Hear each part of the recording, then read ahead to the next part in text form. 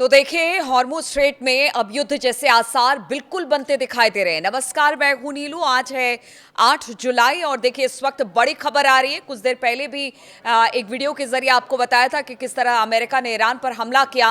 अब एक बड़ी खबर आ रही है कि ईरान ने बहरीन और कुवैत समेत खाड़ी देशों में स्थित जो अमेरिका के कम से कम 85 सैन्य ठिकानों पर जबरदस्त हमले किए हैं। इस्लामिक रिवोल्यूशनरी गार्ड कॉर्प्स यानी IRGC ने कहा है कि अमेरिका की तरफ से सीज फायर का उल्लंघन किए जाने के बाद उसने बहरीन और कुवैत में अमेरिकी सेना के 85 ठिकानों को निशाना बनाया है। ईरान के प्रेस टीवी के मुताबिक ईरानी सेना ने यह भी कहा कि उसने देश के दक्षिणी हिस्से में अमेरिका के MQ-9 ड्रोन को मार गिराया है।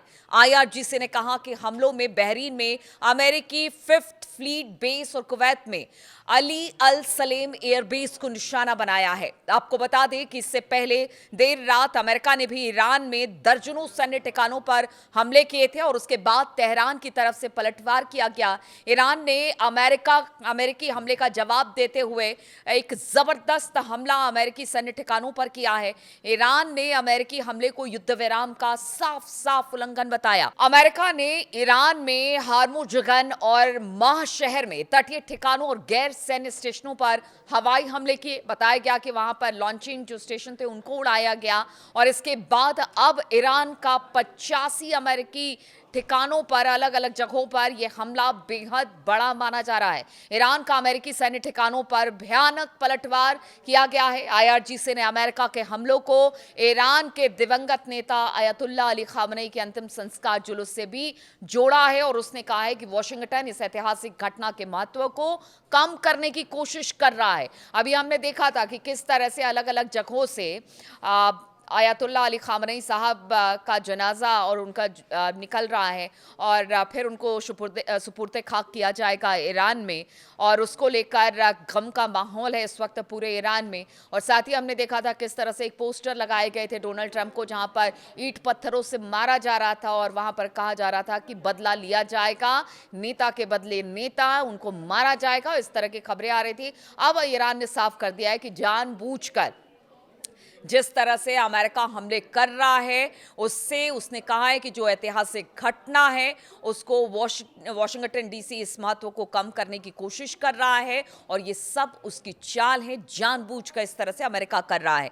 अमेरिका ने ईरान पर हमले क्यों किए वो आपको बताते हैं। जिस तरह का अमेरिका का दावा है, अमेरिका ने कहा कि देखिए 24 जून को ओमान और UN की इंटरनेशनल मैरिटाइम ऑर्गेनाइजेशन यानी कि IMO ने खाड़ी में फंसे जहाजों को निकालने के लिए हॉर्मुज स्ट्रेट में ओमान के तट के पास एक नया अस्थायी कॉरिडोर बनाने की घोषणा की, जिसकी देखभाल अमेरिका कर रहा था। और अमेरिका का कहना है कि जिस हॉर्मुज पर ईरान दावा कर रहा है वैसा कुछ भी नहीं है, लेकिन ईरान पहले ही साफ कर चुका था कि हमने जो कॉरिडोर बनाया है अगर उसके इतर या उसके अलावा कोई और कॉरिडोर, कोई और रास्ता कोई भी देश का जहाज लेता है तो फिर उस पर हमला किया जाएगा। यानी ईरान अपनी बात कह रहा है, अमेरिका अपनी बात कर रहा है। वो कह रहा है कि प्रोटेक्शन के जरिए हम ओमान के तट से होते हुए जहाजों को निकालेंगे, डरने वाली बात नहीं है। और इसी का जवाब ईरान ने दिया। अब अमेरिका का कहना है कि अगर ईरान इस तरह की हरकतें कर रहा है तो फिर हमने एक बड़ा हमला किया है।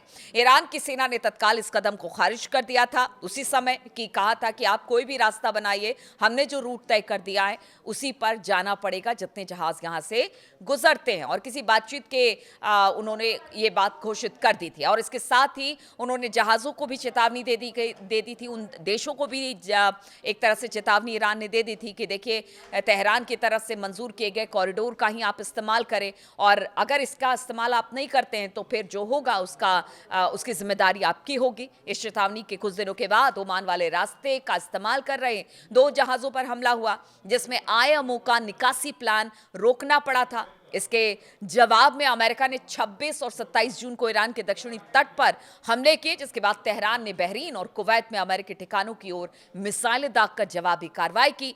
दोनों पक्षों ने 28 जून को लड़ाई रोक दी और कहा कि देखिए इस तरह की लड़ाई से कोई फायदा नहीं है। 1 जुलाई को कतर में आगे की अप्रत्यक्ष तकनीक की बातचीत शुरू हो गई।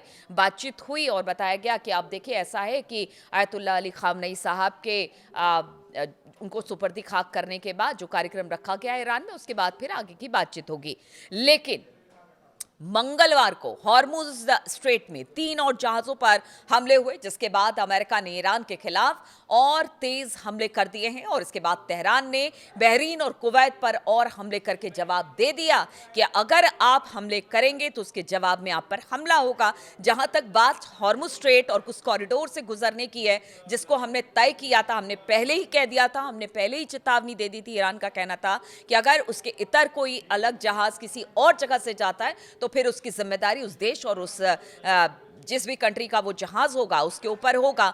तो फिर आपने युद्ध विराम तोड़ा है, हमने तो सिर्फ एक चेतावनी दी थी और उस चेतावनी को तोड़ने वाले पर ही हमला किया। ईरान का कहना है कि अमेरिका के साथ हुए एमओयू के तहत हॉर्मुज स्ट्रेट में शिपिंग की देखभाल और प्रबंधन की पूरी जिम्मेदारी उसी की है। ईरानी सेना का कहना है कि उस जलमार्ग से गुजरने वाले यानी उस रूट से गुजरने वाले किसी भी जहाज को उसकी तरफ से अधिकृत रास्ते का ही इस्तेमाल करना होगा, वरना उन्हें सख्त कार्रवाई का सामना करना होगा। इसके अलावा अगर यूएस सेंट्रल कमांड की बात की जाए तो सेंटकॉम ने कहा है कि ईरान के खिलाफ हमले का एक नया दौर पूरा कर लिया गया है। स्ट्रेट ऑफ हॉर्मुज से गुजरने वाले कारोबारी जहाजों पर ईरान के हालिया हमलों का तत्काल जवाब दिया गया है। सटीक हथियारों से 80 से ज्यादा ठिकानों को निशाना बनाया गया। उसने कहा कि अमेरिकी सेना ने ईरान की उन क्षमताओं को कमजोर करने के लिए ईरान के एयर डिफेंस सिस्टम, कमांड और कंट्रोल नेटवर्क, इसके अलावा कोस्टल रडार साइट्स है, एंटी शिप मिसाइल क्षमता और स्ट्रेट के अंदर और आसपास के इस्लामिक रिवोल्यूशनरी गार्ड कॉर्प्स की 60 से ज्यादा छोटी नावों पर हमले किए, जिससे वो इंटरनेशनल ट्रेड कॉरिडोर से गुजरने वाले जहाजों पर हमले करता था और उसी को निशाना बनाया गया। अब उसका जवाब तगड़े तरीके से ईरान ने भी दिया है। अगर उसने 80 यानी कि अमेरिका ने 80 जगहों पर निशाना साधा है ईरान के, तो इसने अब और 5 और बढ़ा दिए। अब 85 ठिकानों पर कहा जा रहा है कि अमेरिका के सैन्य ठिकानों पर ईरान का हमला हुआ है। यानी कि आप देखिए, कुल मिलाकर यह कहा जा सकता है कि हमले पर हमला दिखाई दे रहा है। अमेरिका कह रहा है कि देखिए, ऐसा है कि आप इस इलाके से टोल नहीं वसूल सकते हैं, आप इस इलाके में अपना वर्चस्व स्थापित नहीं कर सकते हैं, लेकिन ईरान ने साफ कह दिया है कि हमारा अधिकार हॉर्मुज पर है। हमने जो कॉरिडोर बना दिया, अगर उससे इतर जहाज जाते हैं तो फिर उस पर हमला किया जाएगा।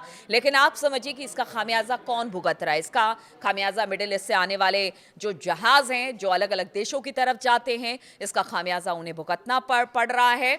और ये जो अब टेंशन यहाँ से जो शुरू हुई है ना, आप कहिए कि पहले उधर से वार किया गया, फिर इधर से ईरान की तरफ से पलटवार किया गया है।